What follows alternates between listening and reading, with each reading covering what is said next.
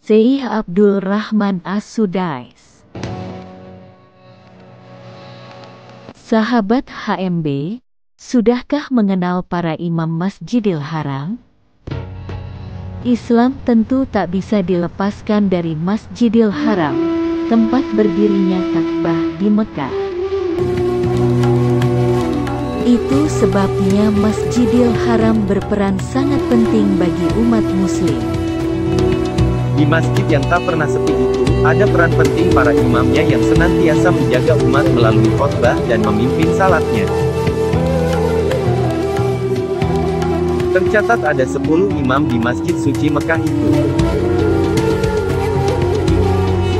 Untuk menambah pengetahuan sahabat, maka HMB Pontianak akan memperkenalkan satu persatu imam di Masjidil Haram. Semoga bermanfaat dan menambah khazanah ilmu kita semua.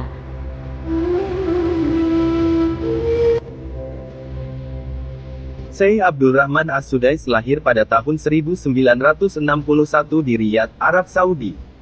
Ia berasal dari Bani Anzar. Pada usia 12 tahun beliau telah hafal Al-Quran. Tumbuh di kota Riyadh, menamatkan pendidikan dasar di Al-Bunata bin Haris. Kemudian beliau melanjutkan ke Fakultas Syariah Universitas Riyadh. Pada tahun 1404 beliau ditunjuk sebagai imam dan khatib Masjid Al-Haram, Mekah. Di sana pertama kalinya beliau menjadi imam pada sholat Asyar tanggal 20 Syaban 1404 Hijriah. Pertama pada hari ke-15 bulan Ramadan 1404 Hijriah. Dalam tahun yang sama, Syekh Abdul Rahman mendapat gelar Master Degree dengan predikat Excellent dari Fakultas Syariah Universitas Imam Muhammad bin Saud. Beliau diberi tugas untuk menjadi asisten dosen di Universitas Terkemuka Ummul Qura, Mekah. Di universitas ini pula gelar doktornya diraih dan lulus dengan predikat Excellent. Kemudian beliau ditunjuk menjadi dosen Fakultas Syariah di universitas ini. Pada tanggal 8 Mei tahun 2012, Imam Sudais mendapatkan jabatan yang sangat penting. Jabatan yang diamanahkan kepada Syekh Al-Sudais sebagai kepala dua tanah suci umat Islam, yaitu Mekah dan Madinah. Jabatan pria bernama lengkap Abdul Rahman ibn Abdul Aziz Al-Sudais tersebut setingkat dengan menteri di negara tersebut. Pengangkatannya itu untuk menggantikan Syekh Saleh Al-Hosen yang dahulu menjabat. Hebatnya, Imam Sudais terpilih sebagai Imam Masjidil Haram saat masih berusia 24 tahun.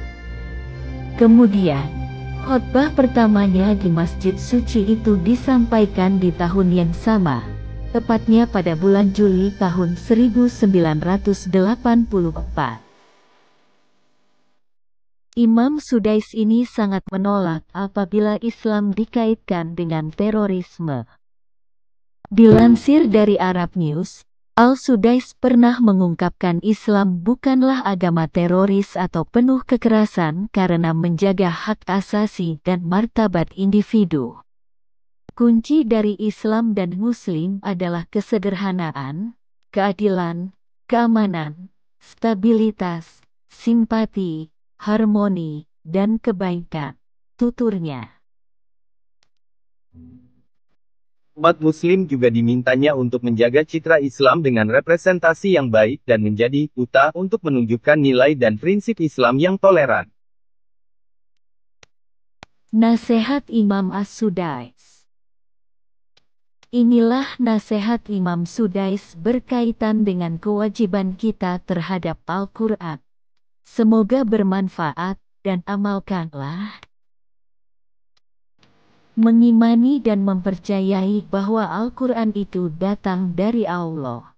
Ia juga merupakan firman Allah yang diberikan kepada hambanya Muhammad Sallallahu Alaihi Wasallam. Membacanya, karena dalam membacanya terdapat pahala yang besar. Merenungkan kandungannya. Mengambil peringatan dan pelajaran dari nasihat Al-Quran. Berperilaku dengan akhlak Al-Quran. Sebagaimana hadis yang diriwayatkan oleh Aisyah R.A. Ketika beliau ditanya tentang akhlak Rasulullah, beliau menjawab, akhlak Rasulullah adalah Al-Quran. Mengamalkan Al-Quran, sehingga nilai-nilai Al-Quran bisa hidup di tengah masyarakat. Berhukum dengan Al-Quran di setiap permasalahan yang ada. Berobat dengan Al-Quran. Ingin berkesempatan dan mendengarkan lantunan ayat suci ketika Imam Sudais ini menjadi imam sholat di Masjidil Haram? Yuk umroh bersama HMB Pontianak. Segerakan, karena kita tidak pernah tahu apakah sisa usia kita mengantarkan kita ke sana.